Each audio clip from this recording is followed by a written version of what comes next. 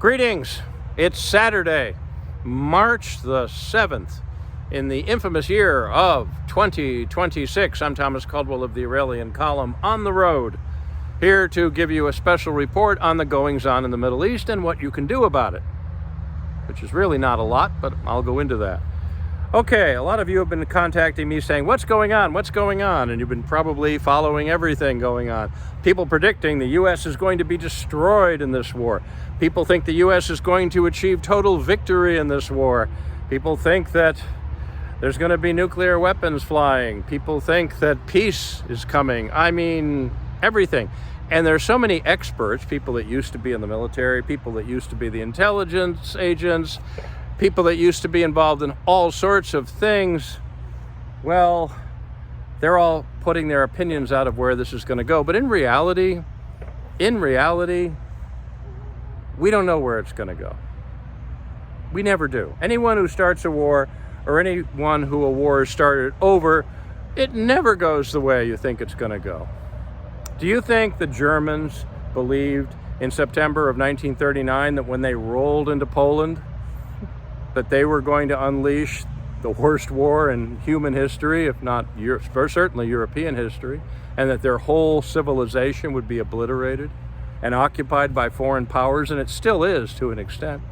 Do you think the Japanese, when they attacked Pearl Harbor, thought that that conflict with the giant that they woke up would end with nuclear weapons being dropped on them? People didn't even know what those were. But a handful of individuals here and there doing something will have a big effect on history. We know that. I already explained that in my Monday morning report. But what is happening now is this, and this is my assessment, but my assessment is coming from someone who is emotionally detached from this, although I do want the United States to win, merely because the alternative is too nasty to even contemplate. But here's what's going on. First off, this seems to have been planned out better than a lot of the so-called experts are saying. I think this was planned out much better. I don't think the U.S. is going to run out of munitions. I think that the American arms industry, if it's good at anything, is making stuff and making a lot of money with that stuff. I don't think they would have passed this up, and they were probably given a very good heads up on what was going to be needed. The United Arab Emirates, Azerbaijan, Saudi Arabia, Bahrain, they're pretty much at war with Iran because they were attacked by Iran. Just yesterday, a couple of the few surviving members of the Iranian government, well, they said they weren't going to attack their neighbors anymore, and they proceeded to. What does that tell you? That tells you that the Americans and Israelis were very good at destroying the command structure of the Islamic Republic, which means you probably have a whole bunch of rogue military units around the country that don't have any orders, are pissed off, scared. Many reports of them deserting from the Iranian diaspora news networks, informal and formal. The monster has had its head cut off. That's a good thing, but the monster is still alive. One of the mistakes that I could see, being a armchair general like so many millions of others, is that if you kill off the government, there's no one there to surrender. There's no one there to call it off. If the Americans in World War II had killed the Japanese emperor and wiped out the government, that war would have lasted years. There's no one to surrender. There's no one to cut a deal with. The way to do it, which is how they did it with Idi Amin, who was probably one of the worst monsters to ever arise on the African continent, that says something. They cut a deal with him. He went off to Saudi Arabia and lived in the lap of luxury for the rest of his life. And it prevented a very costly military campaign to remove him from power. The greatest asset the American intelligence and military has is suitcases full of money and new identities. That's the way I would have done it, but doesn't matter. Now that the war is on, we don't want to lose. Okay, I wouldn't have done it the way Mr. Trump did it, but no one asked me, and I'm not in a position of power. Which is why I tell people, don't get into arguments with people over something you don't have any power to change. Now, if you want to get into an argument with your neighbor about your fence height or whether or not you can paint your house purple, okay, that makes sense. But if you're going to argue about whether or not the U.S. should go to war with Iran or Israel should have the influence it has in the United States, well, that you can do something about, to be fair. But once the war is started, it doesn't matter. So why go out and look for conflict? Most people look for conflict because they want to feel important. They want to feel that their opinion is worth something. Oh, Donald Trump is a terrible war criminal. He's got to do... Your opinion means nothing. It really does mean nothing. You can send a note to Congress. Oh, Congress wants to get rid of him. That would be shoveling coals to Newcastle politically if that ever happened. But no, at this point, guys, all you can do is sit and watch and hope for the best. The best will be the U.S. does get rid of this regime. And the U.S. has been at war with Iran since 1979 when they started saying death to America. All of the Islamic insanity that did not exist prior to 1979. And a lot of you aren't that old enough to remember. We didn't have this in the Middle East. We had Arab nationalism, where you had all the Arabs wanting to get rid of Israel too, but they weren't influenced by religion anywhere near as bad as it went. 9/11 wouldn't have happened if it wasn't for Jimmy Carter abandoning the Shah of Iran. Cursed be his name, Jimmy Carter. Okay?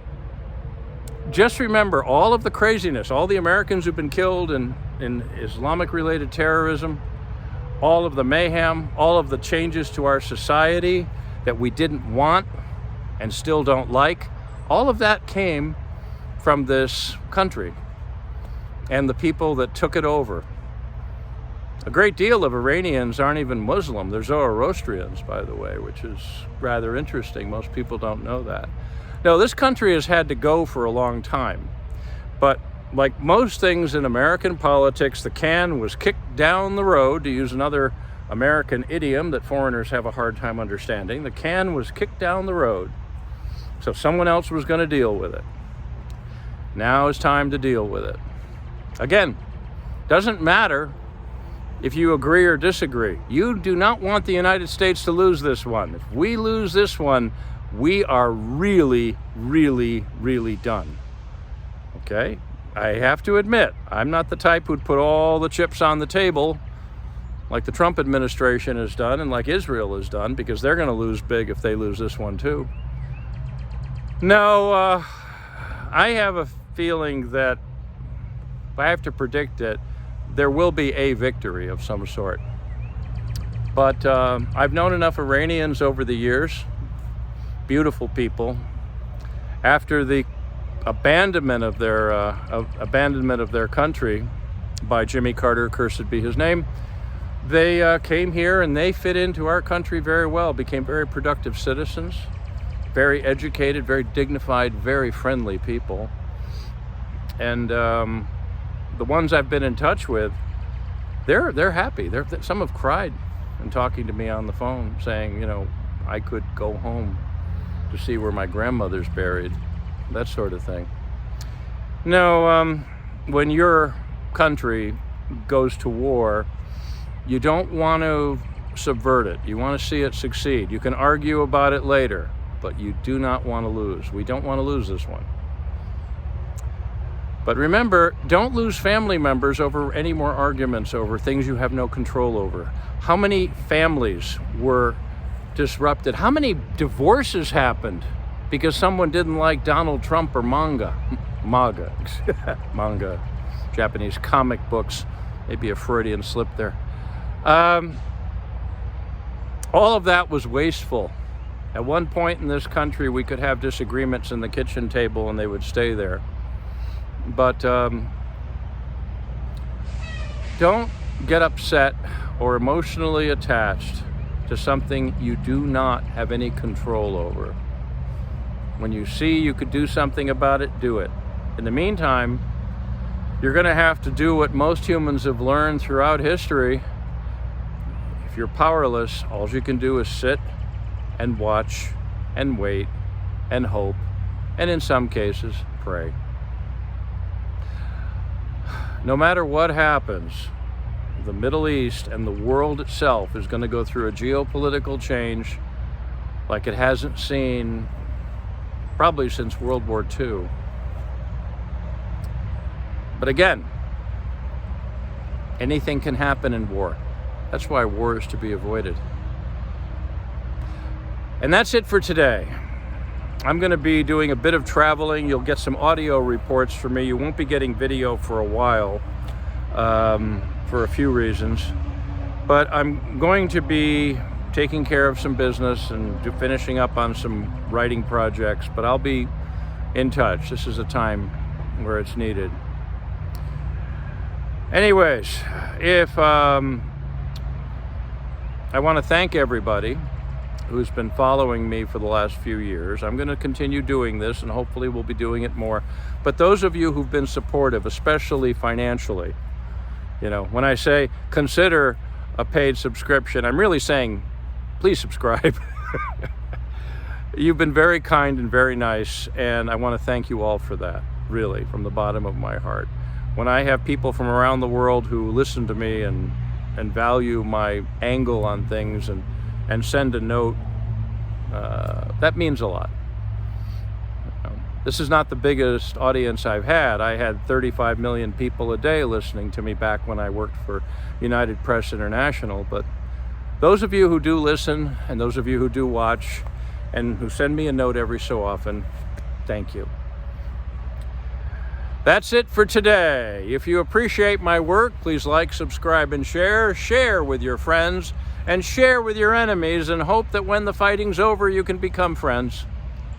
I can be reached at feedback@aureliancolumn.com. That's feedback@aureliancolumn.com. I'm up on X. My handle there is MICCAMPEN, MICCAMPEN. I am up on other social media platforms, but not Facebook. This podcast originates at Substack. My handle there is aureliancolumn.substack.com. Until we meet again, be good, be safe, be vigilant, and remember, Clown World, the deep state, and all crazy religious fanaticism of any denomination that causes so much pain on our planet must be destroyed. Good day.